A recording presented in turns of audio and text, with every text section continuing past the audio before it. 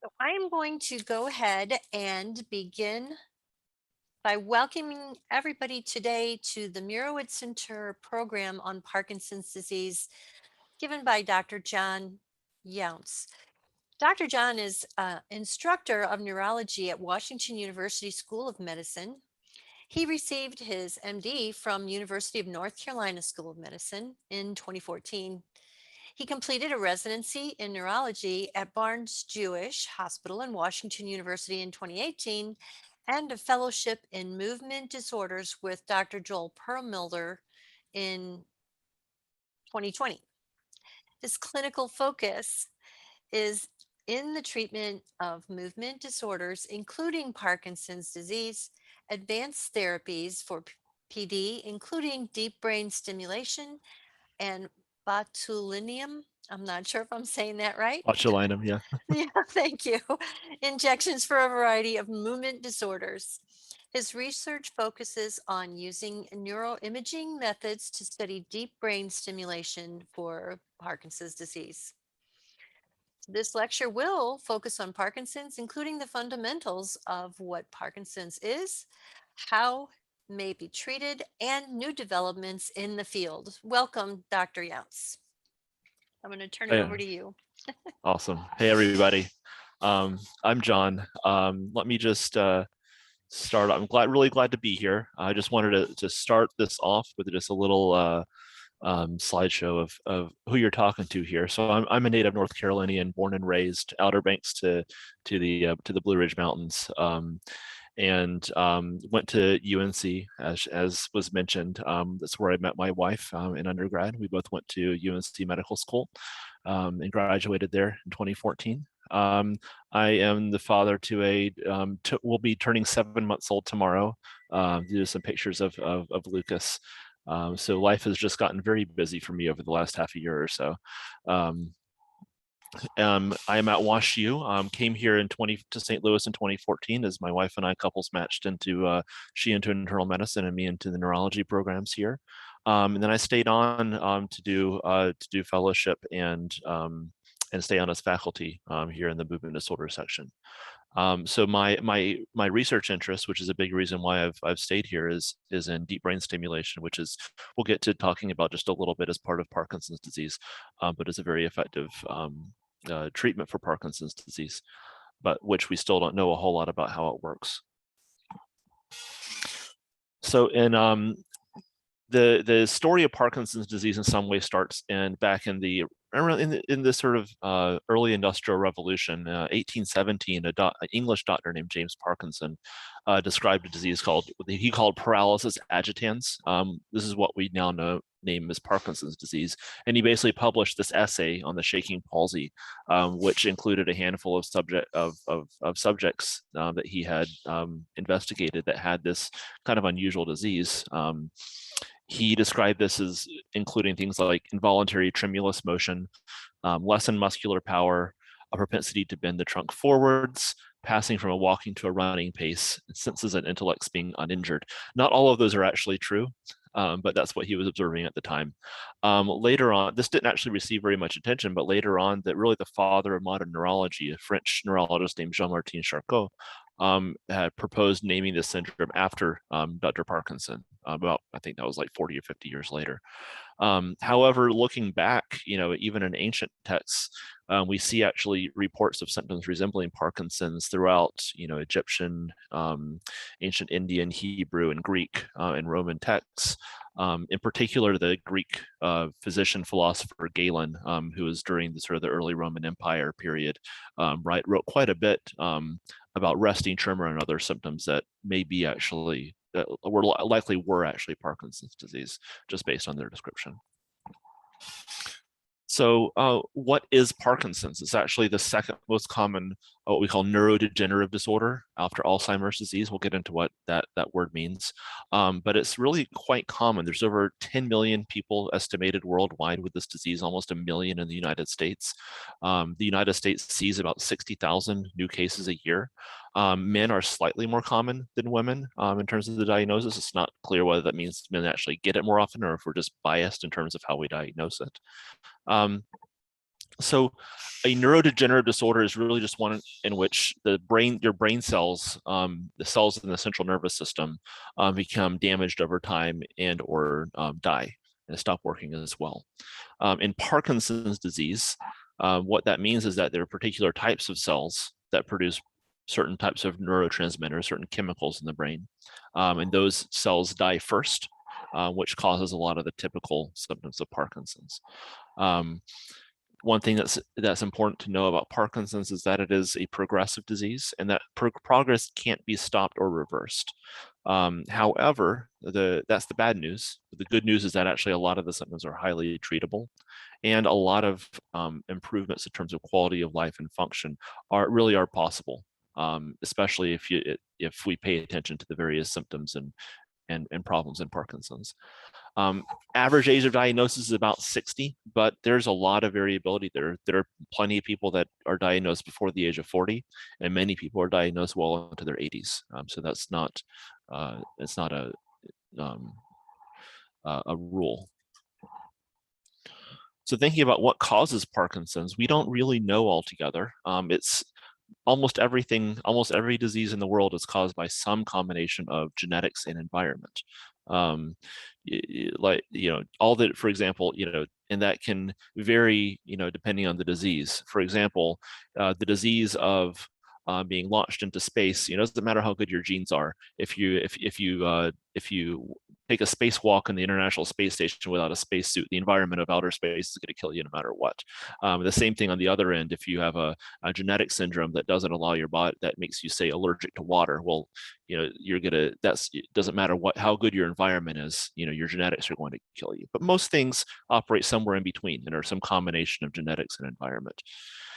In Parkinson's disease, we think that environment is actually a much bigger factor than genetics. There are some rare syndromes that can cause Parkinson's disease purely based on their genetics, but that's really not the rule. Most of the time, we think it's probably more related to environment.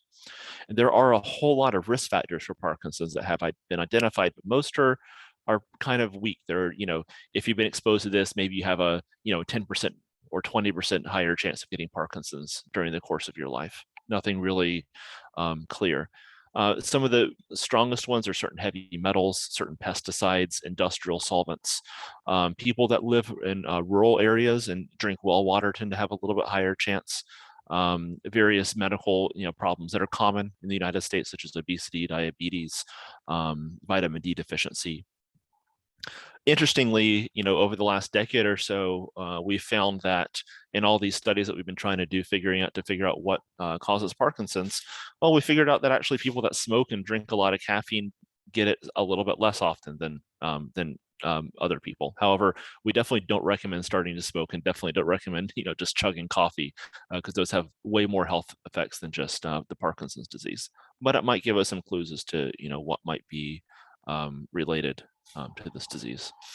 In certain populations, particularly the Ashkenazi Jewish population, genetic causes are a little bit more common than in the general population. But in general, like I said, those are not what cause most cases of Parkinson's. So how does Parkinson's damage the brain? The short answer is we don't know really for sure.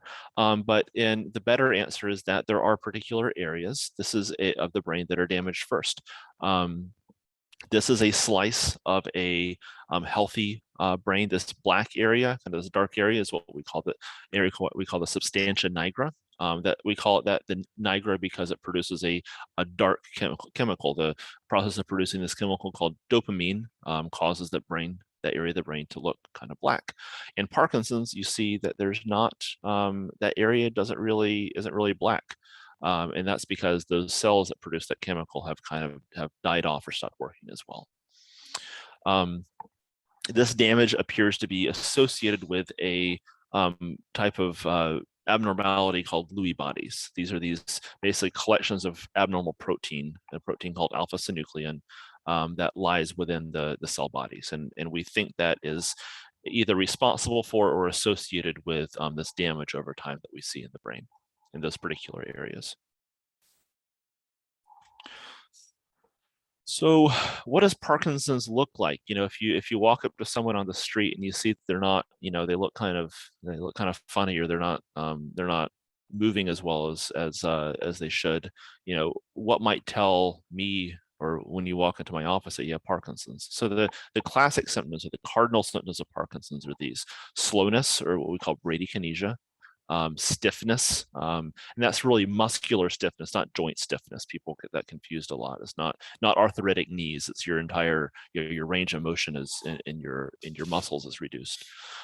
Rest tremor, or is what we call kind of a classic pill rolling movement. So it's almost like you're um, how do I say it? It's like you've got a pill in your hand and you're kind of moving it back and forth in your fingers.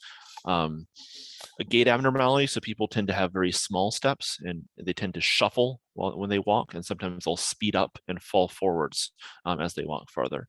And then later on, you get something called postural instability, where basically just your balance response to being bumped or stepping over, something on the street becomes impaired, and you tend to become more likely to fall. This is the bulk of what we see that really bothers people early on in Parkinson's disease. But there are also a lot of other symptoms. Parkinson's affects all kinds of areas of the brain and the body. So for example, there's an area called the autonomic nervous system, which is the part of the nervous system that's responsible for regulating things like blood pressure and your gut, how your gut moves and things like that. And so we commonly see people's blood pressure drop in Parkinson's disease, call that orthostatic hypotension. Constipation is extremely common in Parkinson's disease. In fact, probably a large majority of people with Parkinson's have some degree of constipation. And you can also get various urinary symptoms and even sexual dysfunction from this. Sleep is often affected in Parkinson's. There's one thing called what we call REM behavior disorder. So REM sleep is the sleep phase of sleep in which you dream. And in Parkinson's disease, often people will have dream enactments. They aren't paralyzed as they should be during their dreams. And so you'll get reports of people slugging their spouse in the face, because they think they're an intruder, or kicking their legs, or falling out of bed because they're trying to get up and run, during their dream. And there's insomnia, restless legs, and just generally poor sleep quality are also common, although not terribly uncommon in people in general. So psychiatric symptoms are very common, and the one that we probably look at the most in terms and work are most concerned with are hallucinations. People with Parkinson's tend to be these visual hallucinations that are often well formed. People see small animals, small children, dead relatives, that kind of thing. It's not the kind of the kind of auditory or voices that you hear with people that have some other kind of psychiatric disorders, like schizophrenia. It's a kind of very different kind of hallucination. But other things in Parkinson's are also very common. Depression, anxiety, and just a general sense of apathy are so common in Parkinson's, and they often will actually precede the disease by can be decades, really.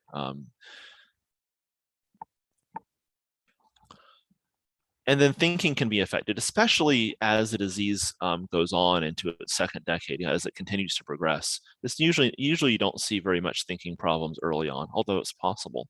But people will have a pattern of thinking issues that's very different than what we see in Alzheimer's. In Alzheimer's disease, people have trouble first with their short-term memory. That's often, if you've known anyone with Alzheimer's, it often starts with, I forgot my keys. Oh, I got lost, trying to get to, places that are new to me, things like that. Whereas in Parkinson's, first off, we see problems with what we call executive function. So that's things like planning complicated things, sequencing, decision making. If you get a chair from IKEA, can you put it together? Figuring stuff out like that. And then you can have some personality changes. Visual reasoning can be affected. And then memory impairment tends to happen later on. Parkinson's disease can cause dementia all by itself. It doesn't need anything else. This is really quite common later in the disease course, but not usually early. You may have heard of a disease called Lewy body dementia, especially if you're familiar with the actor Robin Williams, how he was initially diagnosed with Parkinson's disease, and then later on, it came out that he had a diagnosis of Lewy body dementia, and it was some people in the media talked about how he was misdiagnosed with Parkinson's disease. That's nonsense. They're the same disease. It's just with a slightly different clinical criteria, but there's really no difference there.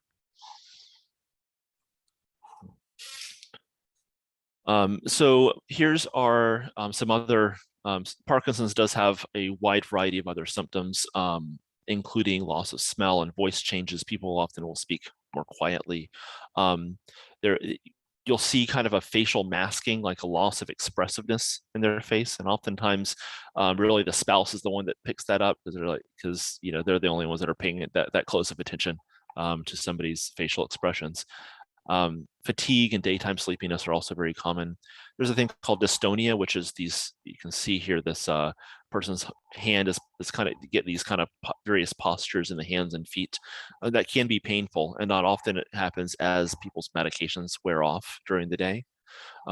There's another thing called dyskinesia, which is almost these, if you ever see Michael J. Fox kind of after he's taken his medications, oftentimes has this kind of dance-like appearance. That's dyskinesia, and that most commonly occurs after somebody has taken a large dose of their medicines, potentially too much of their medicine. And then there are also skin abnormalities. This thing called seborrheic dermatitis, which is a skin abnormality, kind of an irritation to the skin, is actually very common in Parkinson's. We don't really know why, but we see it a lot. So this is kind of a timeline of how symptoms typically progress in Parkinson's disease, taken from a review paper. So you see here, early on, this 0 is the middle point here. So Parkinson's, we think, is developing in the brain decades before is ever diagnosed or there's ever any symptoms that are clearly attributable to Parkinson's. But things like constipation, we call REM behavior disorder, the sleep abnormality with dream enactment, and various mood abnormalities, these can precede Parkinson's by years to decades. As you start developing the classic Parkinson's symptoms, typically first to come on are either there's a tremor or slowness of movement, can come on early. And then as the disease progresses, people get more fluctuations, can develop the dyskinesia in response to medication. And then as the disease progresses into later stages, often 15, 20 years into the disease, you get things like dementia and psychosis become more common. So I get a lot of questions about, okay, what stage of Parkinson's am I in? When you look at Parkinson's on Google, I guess that's one of the first things that comes up is the stages of Parkinson's disease. Realistically, stage 1 and 1.5, the unilateral involvement only, and axial just means midline, so things like your head and your face. So I almost never see anybody in these early stages. By the time you see a doctor about it, almost everybody is at least in stage 2. So that means symptoms on both sides of their body. And people stay in stage 2 for a very long time. This stage 2 encompasses everything from somebody with very mild symptoms to pretty severe symptoms, but they're just not falling yet. You get to stage 3, tends to be more severe disease, but there's also some balance impairment. Stage 4 and 5 tend to be people that are really in bad shape. That doesn't usually happen for quite some time, often a decade or two into the disease. And these stages vary based on how well someone's being treated. I can see somebody with stage 4 disease that hasn't been treated, give them proper medication, and then with proper medication, they might be in stage 2. So these are not particularly reliable. So one thing also that a lot of people want to know is, I've got Parkinson's disease. How long do I have to live? And a quote that we often say, which is partially true, is you don't die from Parkinson's disease, you die with it. And that's mostly true. Parkinson's disease is not itself a fatal disease. However, it does actually predispose people to a lot of things that can be fatal. The biggest one being falls. So as the disease progresses and your balance becomes impaired, and especially if for people that are kind of resistant to accepting that they need more assistance with walking and getting around. Falls can, you fall and hit your head hard enough, you can die from that, and that's a common problem in Parkinson's. Another very common thing is are infections. Pneumonia and also urinary tract infections are very common. And that's simply because people aren't moving around. They're not clearing things out of their lungs. They're not getting to the bathroom as easily as they're less mobile. Malnutrition, difficulty swallowing, those are that's another thing that as people become, say, more apathetic and stop kind of enjoying eating as much or have more difficulty eating, they often just don't eat as much. And so people will lose weight unintentionally, and that can itself be dangerous. And then things like cardiovascular disease and blood clots can happen just, again, from immobility. If you're sitting on your sofa 18 hours a day because you can't move, and that actually that's pretty bad for your health all by itself. But many of those risks really are modifiable. We can prevent or at least reduce the risk of pretty much all of those things by proper treatment, proper therapy, etc.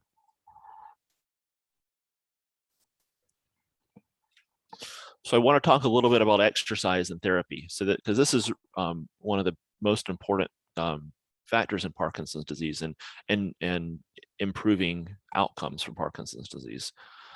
Exercise is really the only thing that we have in our tool belt that's been shown to slow down the decline in Parkinson's disease.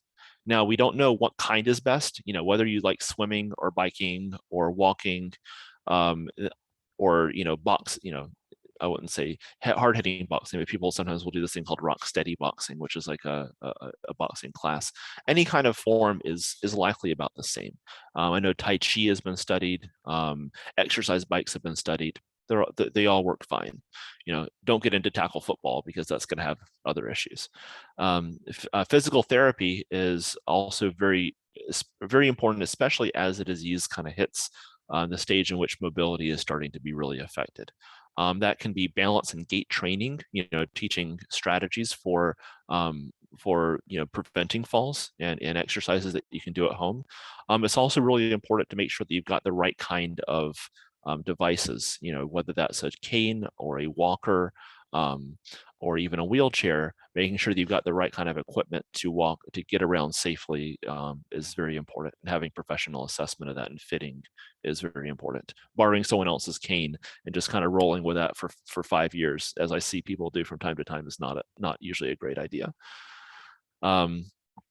Occupational therapy is another form of therapy that's important here.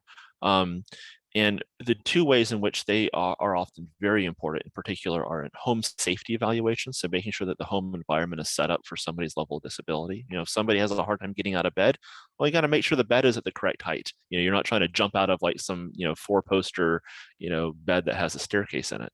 Making sure that the shower has proper bars, that kind of thing.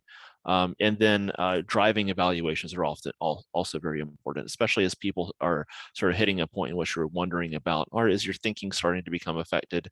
Making sure that you can do all the things that you need to do to be able to drive safely and not get into a big car accident. Occupational therapy can help with that. Speech therapy is also really important, especially as swallowing can sometimes be impaired in Parkinson's. There's actually a specific program in Parkinson's with physical and speech therapy called Big and Loud. That's actually a specific training that's trying to improve your speech volume and some of your limb movement in Parkinson's, and it has pretty good evidence behind it. And so it's something that when you're diagnosed, if those are problematic things for you, can be helpful. So how do we treat Parkinson's disease? So this is getting just a little bit into the chemistry of Parkinson's, and I don't want to go too deep into there, but the basic problem, at least with the movement symptoms in Parkinson's, is your brain doesn't have enough of a chemical called dopamine, because that area of the brain that produces dopamine, the substantia nigra, that's degenerated. So our solution is to supplement that chemical, the brain's dopamine supply. The way we do that is there's a chemical called levodopa. When the brain makes dopamine, It makes it through this whole pathway, this whole chemical synthesis pathway. Levodopa is the step right before dopamine in that pathway. So it's a chemical your brain already has in it. It just doesn't have enough. And so we're basically supplementing that chemical your brain has run out of. It's almost more like a vitamin than it is a typical pharmaceutical for that reason. Carbidopa is another chemical that's we give at the same time as a levodopa. And if you ever take Parkinson's medicine, you'll see both of those carbidopa, levodopa in the same pill. The carbidopa, all it does is helps the levodopa get it to the right place. Otherwise, it doesn't matter. The levodopa, it really is the gold standard treatment and by far the most effective treatment for Parkinson's with the fewest side effects. There are other medications which we'll get to, but this, in 99.999% of cases, this is the medicine that you should be on. So as far as how to treat Parkinson's, what happens early on, and this is kind of a funny squiggly thing. So this is how much of the medicine, the levodopa you have in your blood. It washes out of the blood pretty quickly, but it gets to your brain, and your brain kind of keeps it in there with this. That's this green line, how much your brain has. Okay, and there's this window here. You see the effective doses down here, and this dyskinesia, basically the threshold for getting side effects, is up here. Early on in the disease, your brain holds onto the medicine pretty well, and you only really need to take it a few times a day, and it's pretty easy to manage. But as the disease progresses, you start needing more and more of the medicine, and so it starts wearing off early. And so you can do a couple things in response to that. One is just give a bunch more of the medicine. That works pretty well to keep you above the effective levels that you need, but you get into side effects. Okay, and that can get, and the side effects, some people don't mind them, but they can be bothersome to a lot of people. Or you can give it more frequently, and so this is, you'll keep the medicine at a steady state in your brain a little bit easier, but you're taking it 5, 6, 7 times a day, and who wants to be on a clock every hour and a half, 2 hours over the course of the day and having to take medicine right at the right time? That's not, it's effective, but it's not particularly convenient or pleasurable. So how do we make levodopa last longer? That's really the big challenge with this medicine. It works great, but how do we get it to last longer as the disease progresses? People can have dyskinesia and nausea in response to levodopa, and that can, even at higher doses, worsen some symptoms of Parkinson's disease, some of the cognitive symptoms in particular, and some of the autonomic symptoms. So things like the low blood pressure, it can make that worse. It can actually make hallucinations worse in people that have them. And then other things like impulse control disorders and sedation. Impulse control disorders are things like excessive gambling, excessive sexuality, things like that.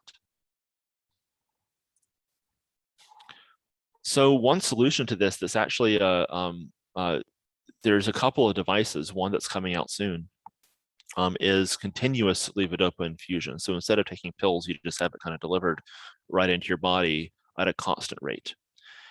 It's a really good idea. It's got some problems. There's one device out on the market called DOPA that does that, and it does it directly into your intestine. The problem with that, though, is it means you got to have a tube that goes from your skin into your intestine, and those have it's not fun to have one of those, and B, they just have a lot of issues. They're constantly breaking down, and for that reason, I rarely use this treatment. It tends to be more trouble than it's worth in most cases. But there is something better kind of on the horizon, which is subcutaneous, so just into the injection into the skin. And that is very similar to, if you've ever seen somebody with an insulin pump for diabetes, actually looks and operates in a very similar way to that. It's not FDA approved yet, but we're in the very end stages of the studies to get it approved. And will probably almost certainly replace DOPA, and I think will be a really good thing once it's finally, the finishing touches are put on it. So one thing that some people hear about Parkinson's that I just, which is a kind of an old wives' tale I want to dispel, Some neurologists, we used to think that the motor fluctuations, the ups and downs of Parkinson's and dyskinesia, were caused by people using levodopa over time. They thought that maybe levodopa was toxic to the brain, or people developed a tolerance the way they would to, say, pain pills. This has actually been proven completely false in 2 very conclusive studies at this point. There's no benefit to delaying levodopa treatment after the diagnosis of Parkinson's. All those things that happen, the fluctuations, those are just from the disease progressing, and that at this point is extremely clear. There are a variety of other medicines that we can use to extend. I don't want to get too far into this, but as we try to extend the benefit of levodopa, there's several medicines that we can use to help with that, but they don't always work. And this is where things start to get expensive. Carbidopa levodopa is dirt cheap. It's about twice as old as I am, and it costs about $4 or $5 a month for most people. This stuff can cost hundreds and hundreds of dollars a month. The other medicines that add on to them, and so and they don't always work. There are some options here, but it can be kind of tricky to get them paid for. But the general idea is these slow down the breakdown of levodopa or dopamine in the brain, therefore allowing you to take fewer doses of levodopa over the course of the day.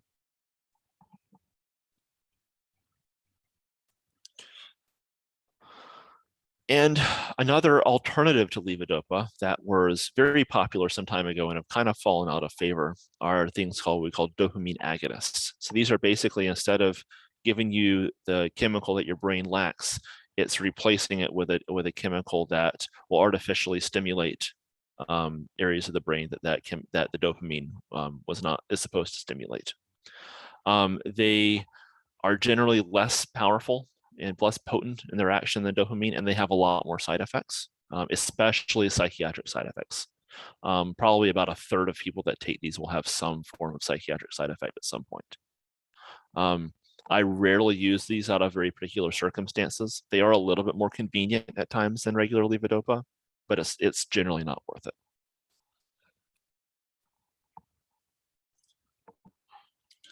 And there are several other drugs for Parkinson's that can help very particular aspects of the disease. Amantadine can help the dyskinesia movements in some people. There are other drugs that can help tremor that are a little better at controlling tremor than regular levodopa, but they have a lot of side effects, and especially in older people. People over 60, 65, those side effects start getting way more common, and that's a lot of people with Parkinson's are in that age range, and so we try to avoid those when we can. So one area that I think I also get a lot of questions about is, okay, what about supplements? What about vitamins? There's got to be something out there that can help. Truthfully, there's been a lot of studies looking into this, into various vitamins for Parkinson's.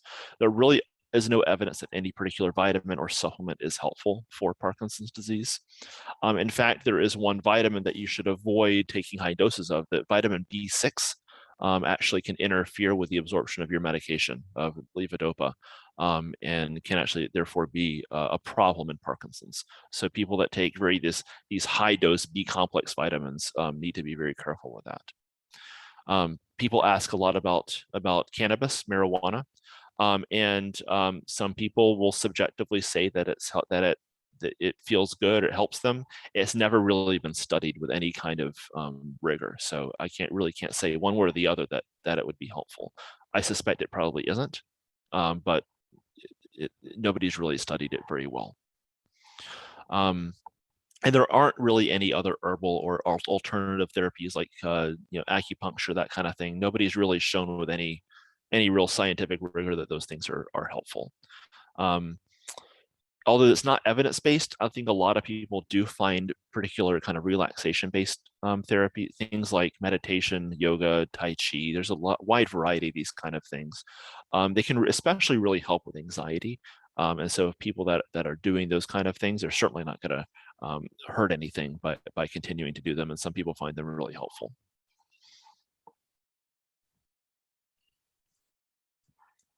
So what about nutrition? How can we, is there a Parkinson's diet? That's another very common question. Short answer is no. I mean, nobody. It's the long answer is there's been a lot of various diets that have been proposed for Parkinson's, as they have for pretty much every common disease out there. There is one pretty weak study, to be totally honest, that suggests that a Mediterranean diet can be helpful for Parkinson's disease. It's a very particular kind of, it's like subtype of Mediterranean diet. That I would say Mediterranean diet is probably helpful for your general health, and if your general health is good, then your Parkinson's symptoms are going to be easier to control in general. But there's no real evidence that that's going to slow down the progression of Parkinson's disease. However, also importantly, unwanted weight loss as the disease progresses, as people's appetite sometimes decrease or swallowing becomes more difficult, unwanted weight loss can become a problem, and we don't like to see that. And so actually supplementing normal diet with things like Boost and Ensure can be really helpful. Or to be totally honest, so, ice cream, just things that are calorie rich foods can be really that's got plenty of protein and fats, and and some of the things that you need if you just want to put some calories in, and probably tastes a little better than whatever chemical flavoring that Ensure has in it.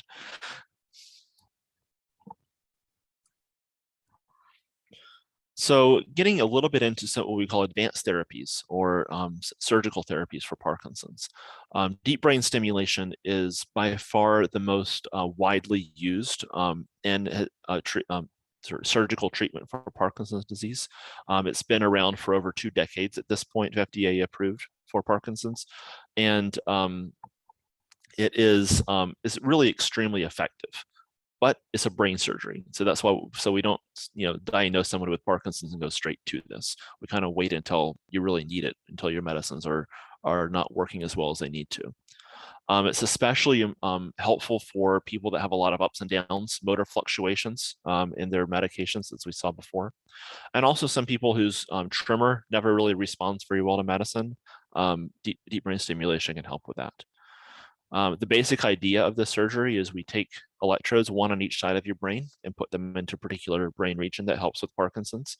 We actually do this while you're awake. And so we do that to make sure that we're in the right spot, so that we know about any side effects that those electrodes are gonna cause, while you're still awake, so that you don't wake up and have, we turn it on and now you've got, like, your face goes numb or something. We want to make sure that we know exactly what those effects are going to be, so that if we need to change the position a little bit, we can do that. And then afterwards, we put these two things that are kind of like pacemakers and connect them to those electrodes, so those can deliver a constant electrical therapy, and that can be programmed to and adjusted to make sure that we have room to maneuver as the disease progresses. We can change, how much stimulation and what, and the various settings of stimulation that we give, and modify that therapy and be specific for your needs. There's another form of therapies that we call lesioning therapies.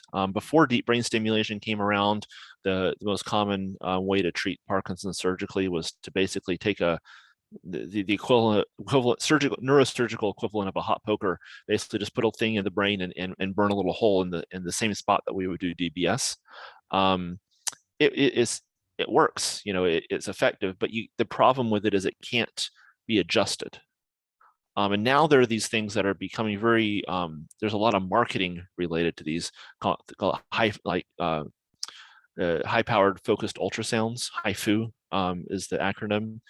And there's a lot of aggressive marketing surrounding them. I'm sure that at least a few of you guys here have received some of these marketing things related to this.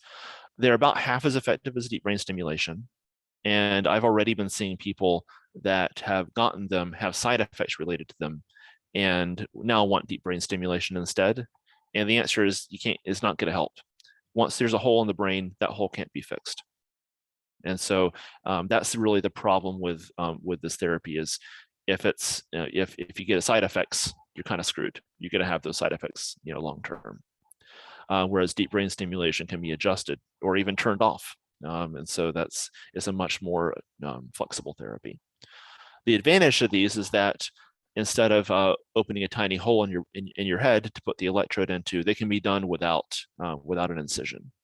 but incision or not, it's still burning a hole in your brain.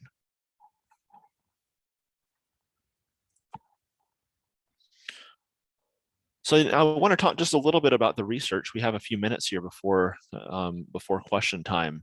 There are a lot of different areas, and I mean, there's too much going on in Parkinson's research to really be able to get into everything. But I want to just highlight a few studies, especially some studies that we've done here in Parkinson's disease. So looking at pathophysiology, this is a study that our own Jay Mighty published just a couple of years ago. So looking at pathophysiology, meaning kind of how the disease is, how the disease works, how a Parkinson's brain is different from a regular, like a non-Parkinson's brain. And so Jay Mighty has actually been doing a lot of good work into figuring out that there's other parts of the brain that we didn't really think about. One area called the cerebellum seems to be very important in Parkinson's disease, and that's an area of the brain that has to do with coordination, and it's sort of right in the bottom back of the brain. And doing some really good work, figuring out how that's related to Parkinson's and maybe a target for treatments in the future. So thinking about disease modification, or trying to basically figure out how do we prevent Parkinson's or how do we slow it down. A really big area currently in a lot of different centers is in the gut. So basically, there's a newish idea in Parkinson's is that Parkinson's may actually start in the gut. There was a Scandinavian study, I think it was a few years ago, that found that people that had their appendixes taken out early in life got Parkinson's at a much reduced rate compared to the general population. And there's been a lot of studies actually now figuring out various ways in which gut bacteria may have to do with Parkinson's starting.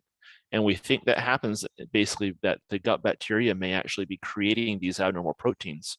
And then they kind of travel up the nerves that connect the gut to the brain. And eventually that's how those proteins get into the brain and kind of start the whole process. And so if we can figure out ways to modify, people's gut bacteria, then potentially we could stop a lot of Parkinson's even before it starts, decades ahead of time. So this is an area that's near and dear to my heart. We call it neuromodulation. What that is using electricity and magnetic fields and various kinds of devices to treat Parkinson's, and that's what deep brain stimulation is. So this right here is a study that I had published last year, where we found several areas of the brain that were affected by deep brain stimulation, and then we're able to use the connections between those areas of the brain to actually predict how well an individual person was going to respond to deep brain stimulation. There's a wide variety of advances in this field, new devices, new types of treatments, and it's really exciting. And then looking at kind of how to treat people's symptoms, symptomatic treatment. This is where I think a lot of the drug companies come in, and I think by far the most exciting thing on the horizon in this area is the thing that I already talked a little bit about, which is that levodopa pump, which I think is going to be on the market within the next year or two. And I think that's really going to be a big advance for people. Early on in the disease, maybe when you're first diagnosed, you won't need this, but after 5, 6, 7 years, it may become a really big advantage. Okay. Well, thank everybody. Thank you all for listening. Thanks to my mentors and teachers, especially Joel Perlmutter, Scott Norris, Muiza Uche. And then I just want to highlight, we do have a chapter of the American Parkinson's Disease Association here in St. Louis. I think it's one of the biggest in the country. That you can go to apdaparkinson.org for more information about all their various researches, support groups. They have classes that they teach, exercise groups, etc. So with that, I'll turn it over to you. We have a couple of questions in the chat. So let me just let's see. We can stop your share of your PowerPoint. We can see everyone. And so we have from Jonathan, please he's wondering whether having the 1918 flu could be responsible for Parkinson's disease. Also, were some vaccines associated with the disease? Yeah, so as far as the 1918 flu, what that caused is not actually the regular what we call idiopathic Parkinson's. And everything I talked about here is what we call idiopathic Parkinson's, so regular Parkinson's that we don't know in general what causes it. What the 1918 flu caused was something we called post-encephalitic Parkinsonism. So basically, it was a direct reaction to the virus and caused something that has a lot of the same symptoms as Parkinson's disease, but is not the same as regular Parkinson's disease. That's actually what, if you ever read Oliver Sacks' Awakenings or saw the movie with Robin Williams in it, that was not actually about Parkinson's disease. It was about the post-encephalitic Parkinsonisms. And then the vaccine aspect, nobody's ever come up with even a small correlation between vaccines and Parkinson's disease. Steve would like to know, were there studies for the deep brain stimulation? He's got a couple different questions. Mhm. Are there benefits to balancing the sympathetic nervous system through voltage therapy, and any evidence that turmeric helps? So for deep brain stimulation, the answer is yes. There's studies on this all over the country. It's a very popular field of research. There is actually a study that is just starting to get going. Tammy Hershey is the principal investigator for that, and it's a study that I'm helping with actually here at WashU. So it was called DOT-DBS, DOT DBS. They should be recruiting within the next few months, I believe, patients with Parkinson's disease. And right now they're working on some of their controls. But that's actually a really exciting study trying to figure out how deep brain stimulation actually helps the brain in Parkinson's and sort of the mechanism of that. As far as balancing the sympathetic nervous system through voltage therapy. So I think if I understand what voltage therapy is correctly, deep brain stimulation is voltage. You're delivering voltage into the parts of the brain that we want. We are not aware of any way in which we can affect the sympathetic nervous system using that, however. And then any evidence that turmeric helps, not that I'm aware of. I have never seen anything on turmeric and Parkinson's. And then Cindy wanted to know, is there a test to diagnose it, or is the diagnosis based on the symptoms? So the diagnosis really is based on the symptoms. There are particular clinical criteria that we use to diagnose it. However, that is sometimes we're wrong. Our ability to diagnose Parkinson's is not perfect, and so for that reason, we actually like to check our work and have our patients actually go through, have their brains collected if possible, and so we can actually make sure that what they had really was Parkinson's disease. We're pretty good, as it turns out, but not 100% perfect. So, I'm sorry. As far as a test to diagnose it, not really. There have been several sort of companies that have tried to figure out ways to do that. One is a type of brain scan called a DAT scan.